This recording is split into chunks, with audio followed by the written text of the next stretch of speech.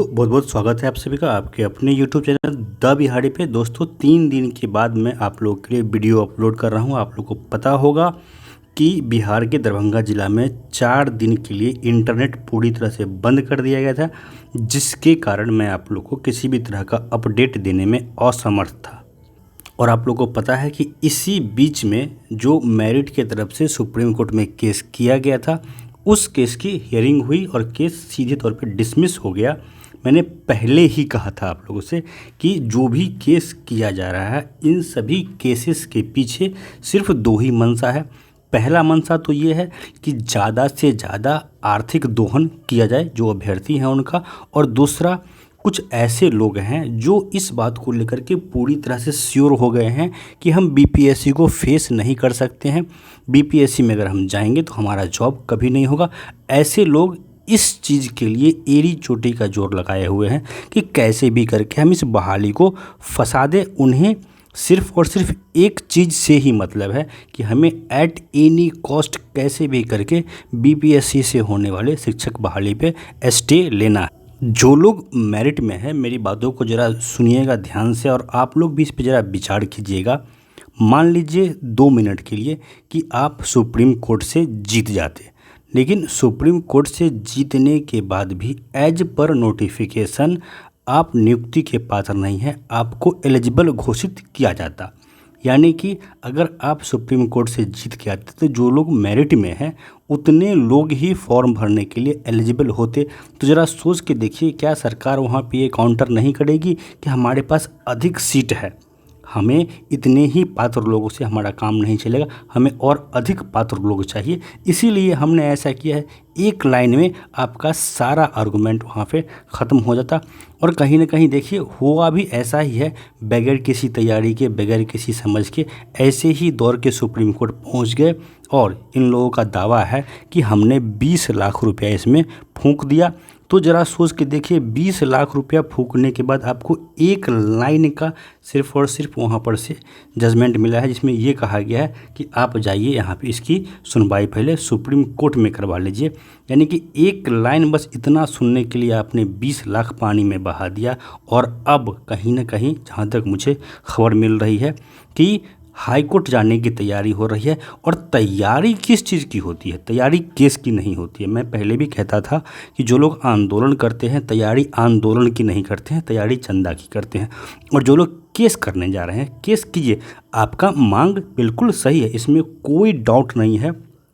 इस पूरी धरती पे ऐसा एक भी इंसान नहीं है जो इस बात को प्रूव कर दे कि मेरिट के साथ नाइंसाफ़ी नहीं हुई है। लेकिन मैं हमेशा कहता रहा हूँ कि मेरिट के साथ जितनी नाइंसाफ़ी सरकार ने की है, उससे कहीं अधिक नाइंसाफ़ी मेरिट वालों के साथ मेरिटधारियों ने ही की है। शुरू से लेके आखिरी तक आंदोलन के नाम पे, चंदा के नाम पे सिर्फ फोकस इस बात पे किया गया, केस करने वालों ने सिर्फ इस बात पे फोकस किया कि किस पॉइंट को लेके आगे बढ़ोगे तो अधिक चंदा मिलेगा। आंदोलन करने वालों ने भी सिर्फ इस बात को पे फोकस किया कि किस पॉइंट पे भड़काया जाए ताकि चंदा अधिक से अधिक मिले।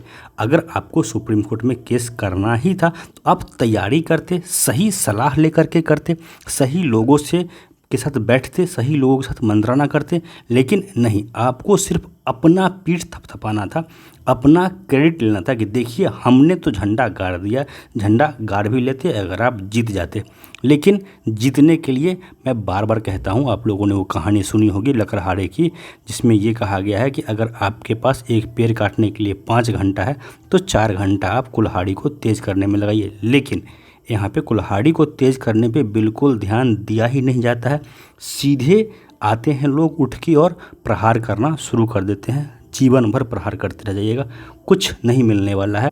और अभी भी आप लोग जो बगैर तैयारी का सीधे दौड़ रहे हैं हाई कोर्ट, वहाँ भी मुँह की खाइएगा।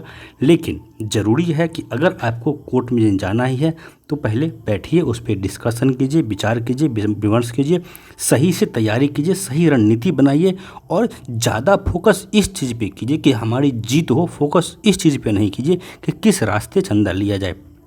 आप लोग देखिए किस तरह का माहौल बनाया गया कि जो पैटिशनर बनेगा उसका जॉब 100% पक्का है। देख लीजिए क्या हुआ, लगभग 700 से अधिक लोग पैटिशनर बन गए।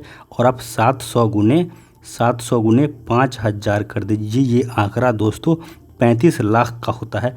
हो सकता है इसमें से कुछ लोगों ने 5000 रुपया नहीं दिया होगा, लेकिन फिर भी लगभग 25 लाख रुपया एक दिन में बहा दिया गया पानी की तरह। और निष्कर्ष क्या हुआ? सिफर, कुछ भी आपको हासिल नहीं हुआ है।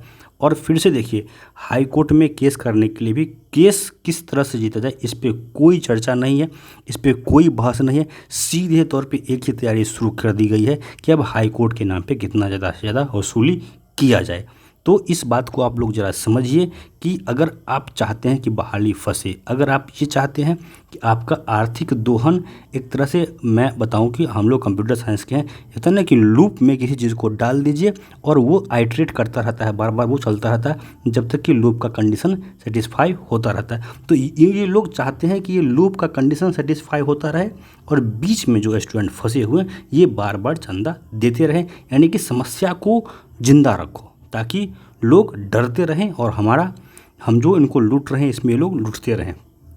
एक तरफ तो सरकार है जिसे बहाली से कोई मतलब नहीं है, और दूसरी तरफ ये लोग हैं, ऐसे लोग भी हैं, ये लोग नो डाउट मेहनत करते हैं, अच्छी बात है, लेकिन मेहनत किस चीज़ के लिए आप कर रहे हैं ये भी ज़रा देखिए। आप मेहनत कीजिए, बहाली किस तरह से हो इसके लिए केस करते हैं तो केस किस तरह से जीते इस पे फोकस कीजिए, ना कि इस चीज़ पे फोकस कीजिए कि मुर्गा दारू का व्यवस्था कैसे होगा, हम किस तरह से अधिक पैसा इकट्ठा कर सकते हैं।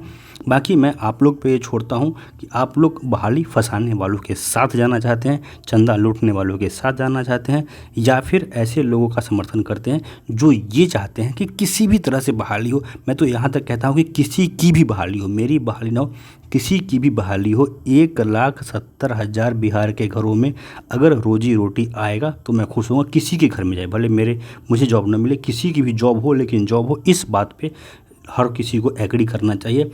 इस पे नहीं कि अगर मेरी बहाली नहीं होगी तो मैं बहाली फंसा दूंगा। प्राइमरी में ऐसे बहुत सारे मैं लोगों को जानता हूं जो इस बात के लिए पूरी तरह से जी जान लगाए हुए हैं कि अब मेरी बहाली नहीं हो पाई, क्योंकि इन लोगों को इस बात का डर है कि इतना थ्रोट कटिंग कंपटीशन हो गया है कि मैं इस पर फाइट ही नहीं कर पाऊंगा। इन लोग तो सब दिन नेतागिरी करते रह गए, पढ़ाई लिखाई कभी इन लोगों ने किया नहीं। तो अब ये लोग चाहते हैं कि मैं तो बीपीएससी में पास करूंगा नहीं। तो अब ये लोग बार बार ऐसा पैतराबाजी कर रहे हैं कि बहाली को होने ही नहीं देना है। तो ऐसे लोगों से बचिए। आप एक चौने का भी अगर सहयोग किसी भी केस को, किसी को भी आंदोलन को करते हैं तो कहीं ना कहीं आप भी इस बहाली फंसाने में 100% जिम्मेदार हैं। ज़रा जाकर के पूछिए उन लोगों से जिन लोगों ने 5,000 रुपया दिया था पटिशनर बनने के लिए, और मैंने पहले मना किया था कि भैया पैसा मत दो, कुछ नहीं होना है, और वही हुआ है। और आगे भी जो लोग मन बना रहे हैं हाई कोर्ट के नाम पे पैसा देने का, मैं फिर से कहता हूँ कुछ नहीं होगा। पैसा किसी गरीब को दे दो, किसी मंदिर में दान कर दो, इन लोगों को मत दो। वो पैसा सिर्फ और सिर्फ दारू मुर्गा में जाएगा। बाकी आप क्या सोचते हैं कमेंट कीजिएगा। मेरा हर वीडियो का कमेंट हमेशा खुला होता है, किसी भी मुद्दे पे मैं कमेंट को ऑफ नहीं करता हूँ।